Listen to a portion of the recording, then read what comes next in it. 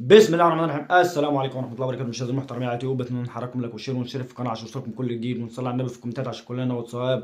فضل وليس امر نشترك في القناه بعد اذن حضراتكم. طبعا النهارده يا جماعه نادي الزمالك بيتلقى هزيمه على يد نادي انبي، وكان نادي انبي يا جماعه يعني بيمثل عقده لنادي الزمالك. نادي انبي فاز على نادي الزمالك كتير جدا ومن قريب، يعني مش من زمن بعيد. نادي انبي بيلعب كورة وبيقدم مباريات قوية جدا امام نادي الزمالك، واقربهم النهاردة. نادي انبي النهاردة عمل مباراة كبيرة جدا قدام نادي الزمالك. الف مبروك نادي انبي، والف مبروك المدير الفني بتاعهم. يعني اجادوا ولعبوا مباراة ويستحقوا. وكانت المباراة على فكرة هتخرج باكتر من كده بكتير، كانوا قادرين يحرزوا اهداف تانية، ولكن يعني بعض تسرع وبعض الرعونة من اللعيبة يعني أدت إلى أن المباراة تخلص يعني وتنتهي بنتيجة 1-0.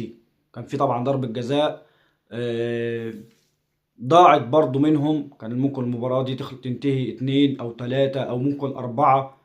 يا جماعة نادي إنبي ضيع، نادي إنبي لعب مباراة كبيرة. نادي الزمالك لم يحضر، جماهير الزمالك هي من حضرت بس في المباراة. ويجي واحد جهباز هجاص سايب كل ده وبيتكلم على المعلقين. طبعا انتوا عارفين انا بتكلم على مين. طبعا هجاص يا جماعه، ما انت مستني منه ايه؟ ساب كل حاجه وبيتكلم على المعلقين. معلق مش عارف ايه، وعمال يقول بزيرة مش موجود وبزيرة مش حاضر، ولو لاعب تاني من نادي تاني. ايه يا عم، في ايه يا عم؟ يا عم طلع زيزو من دماغك بقى.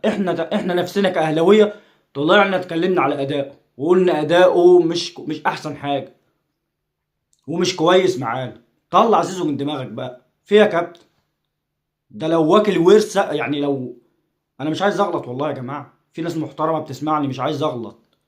يعني ده لو واكل ورثك ولا لو واكل حقك، مش كل فيديو هتذكره بالطريقه دي. مش للدرجات يا كابتن. بزيرة مش عامل لنا حرقان زي ما انت فاهم، او مش عامل لحد حرقان. هو زيزو هو عامل لك انت بس حرقان. زيزو عامل ليك انت يا كابتن حرقان. نفسي تبطل تتكلم عليه، خرجه من دماغك بقى يا كابتن. هو مش شايف اصلا، فانت يعني بقى عايز منه ايه تاني؟ طيب خرجه من دماغك بقى عشان تعرف تركز وتعرف تطلع فيديوهات وتعرف ايه تنتقد وتعمل الكلام ده. تحكيم النهارده معلهوش غبار بقى. ما تقعدش تقول بقى ايه، ما تطلعش تتكلم على التحكيم. تحكيم النهارده ما فيش كلمه. انت في عندك الاتنين لعيبه النهارده حرفيا يستحقوا الطرد. الباك اليمين ومحمد السيد ده يستحقوا الطرد حرفيا والله.